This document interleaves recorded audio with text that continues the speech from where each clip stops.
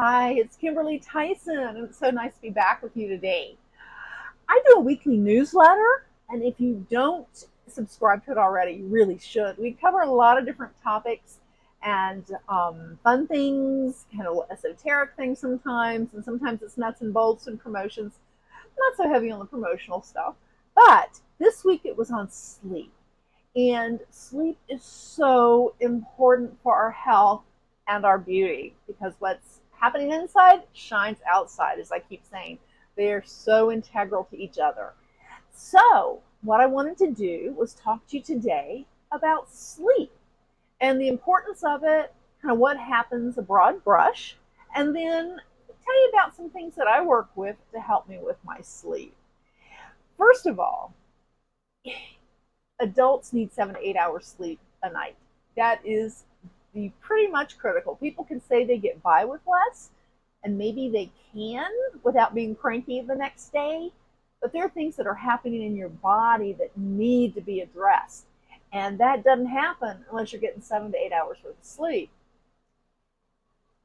Everybody knows we have restoration and repair. That's when our body repairs itself and gets ready for the next day. Very important, happens when we sleep. Memory consolidation. We pull together our short-term memory and we log it so that we can access it in the future. Immune system support.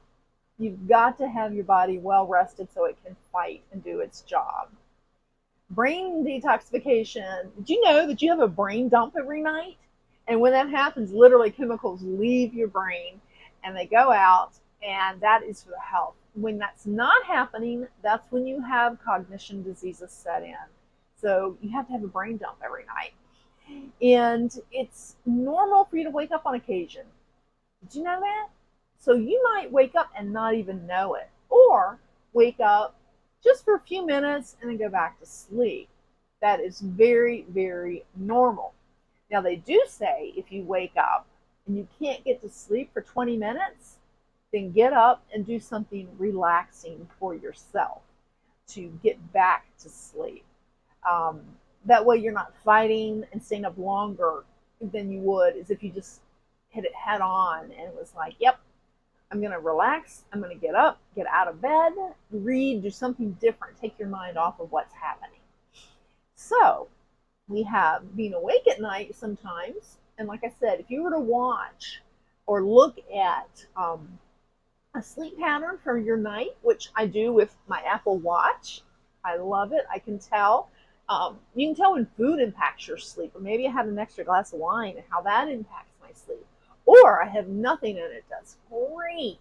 It shows the different stages and how long you are actually asleep versus just being in bed.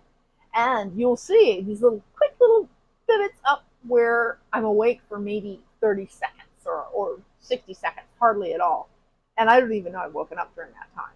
Then there are other times as it's getting closer to morning where I might be awake for 30 minutes and then I go back to sleep. That's generally when my husband starts moving around and he wakes me up, and I have to wait for him to get out of bed before I can get back to sleep and get my 7 to 8 hours of sleep that I need. And I'm an 8 hour girl. I have always been an 8 hour girl my whole life. So that hadn't changed, and that's a good thing. But there are then three other stages of sleep. Most of you have heard about REM sleep, your rapid eye movement sleep. This is when you're asleep and your eyes literally are just going back and forth and back and forth, and they're moving and they're moving and they're fluttering. Wow. There's a lot going on during your REM sleep. It's when you're the most relaxed, your muscles relax, you're going to have repair going on in your body. You dream during this stage. It's should account for about 40% of your sleep, or close to 40. So REM sleep, very, very important, and that is for repair, tissue repair in particular going on. And also has a role in learning and memory, which all of our sleep stages do in different ways. The second sleep stage is core sleep, and that is the abundance of sleep that you have during the night, and that is actually light sleep. But there's a lot going on during this time. It accounts for most of your sleep at night, and the brain waves for cognition are actually occurring during this stage. So very, very important. And then deep sleep. That's the kind of sleep when you go under, it's hard to wake up, or when if somebody wakes you up out of a deep sleep, truly, it's just like it says, you're groggy. And this happens, it is the first stage of sleep 90% of the time. When you fall asleep at night, deep sleep is the first stage that you go into. And it is vital. This is where body tissues are repaired, essential hormones are released. And deep sleep is typically, as I said, the first stage during the night. It's so relaxed that you might even have trouble being awakened from it. Now, I mentioned hormones. This is where hormones are replenished. And it is so important that we keep a hormone balance, and sleep helps us do that. One in particular that comes to my mind is cortisol. Cortisol is a stress hormone. And when you're stressing, your body releases it. If you're not getting your deep sleep, it's not regulating properly, and you're getting too much of it. And what that does is it stops our metabolism, it slows it down.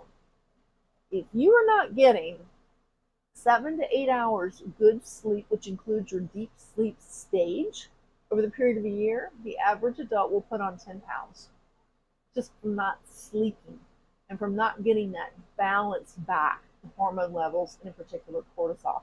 Insulin is also another hormone that is regulated in our sleep, and we know how important insulin is to our physical health. So those are your stages: your REM, your core, and your deep sleep. Now, there's several things that you can do, and I'm just going to mention a few of them here to help you get to sleep. You always hear, don't drink caffeine before bedtime within an hour. Don't even eat a heavy meal within 2 hours of going to bed. Turn out all dark lights, make it dark, make it comfortable temperature-wise, noise-wise. If you live in an area that's noisy, either earplugs or white noise can be helpful. I have a friend that when she and I room together at convention, she's always putting on white noise. And I learned from her that it can make a huge difference. I don't do it every night, but there are nights when I do. And I do like sleeping with a sleep mask. I need to get a new one. My other one kind of bit the dust. But it helps a lot. Things like that. Don't keep electronics in your bedroom, and which I'm guilty because I wear this, not all the time now, but most nights I do. But I keep it away from my head. Something very important. Don't watch TV in bed. Make your bedroom truly a sanctuary, in some place where you know you're going to relax and you train your body to sleep. And thinking about training your body, you also then need to really get on a sleep schedule and try to keep that as much as you can. I know life gets in the way. Sometimes it's too late, but a sleep schedule really does help you get a good night's sleep. So that's just some general information about sleep and relaxation. And if you're having trouble sleeping, of course, we have essential oils for that. I have some amazing things. First one that comes to mind with me is Serenity. Fabulous, fabulous, fabulous oil. I used it the other night. I tend to sleep really well, but I do diffuse every night. And I tend to diffuse things for my respiratory, because if you're not breathing well, you're not going to sleep well. Okay? And I've had respiratory issues in the past. Don't have them now, but I still love to do that. It helps me sleep. But when I know I've got to get a good night's sleep and I'm concerned that I'm going to be thinking too much, or I'm going to be too restless to get to sleep or have a good night's sleep, I'll take Serenity. Or if I just feel anxious, I'll take Serenity. You can take it as a soft gel, or you can use it as an oil and diffuse it, or apply to the bottoms of your feet. Okay? You can use it alone, or you can put it with other things. And copaiba is another great oil. Soft gel, or again, the oil. I don't diffuse copaiba, but I do apply it to the bottoms of my feet, and it can come in a touch also so that you can apply it. So copaiba is very relaxing, and an oil that you again would take before you go to sleep. And Serenity before you go to sleep. I would not recommend Serenity during the day. It would relax you and make you drowsy. On the other hand, we have a product called Adaptive. And it is a system that you can use some, all of it, or different times that you need. It also comes in the soft gels, but I gave mine to a friend this week, so I don't have them anymore. She needed them. She has some nerve damage, and Adaptive is fabulous for that.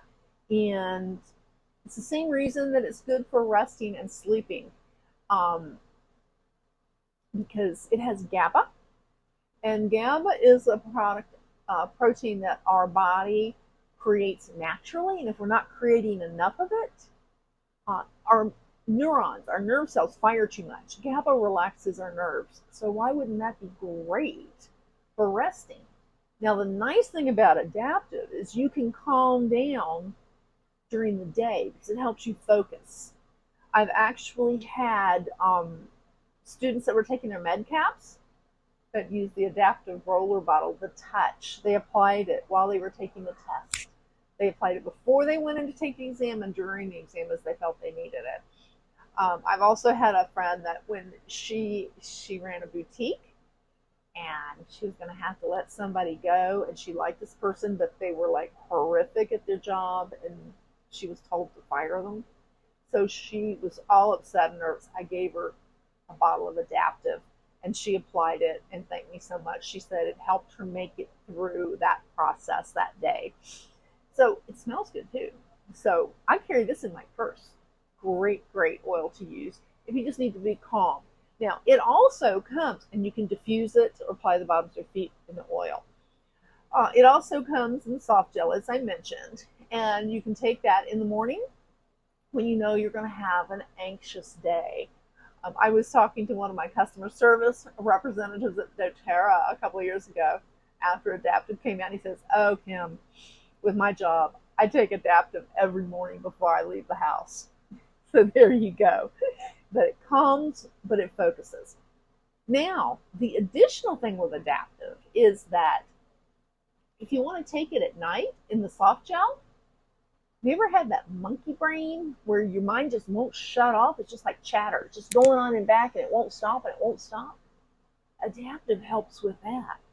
And so you can take an Adaptive at night with that. And then I would recommend perhaps taking a Copaiba with it too, so that it would relax you more. But there are people that take the Adaptive soft gel, or I believe it's a capsule, all by itself, and they said they sleep absolutely fine because it calms that nervous system. Gets rid of that monkey chatter. So we have a lot of things that we can do to help you relax and sleep and still focus during the day. And they're all natural, they are safe, they are effective, they cost pennies per dose, and they are just as effective as other things out there that are not safe and natural. They're not addictive. And wonderful things about essential oils and essential oil products is that we can make them personal to you.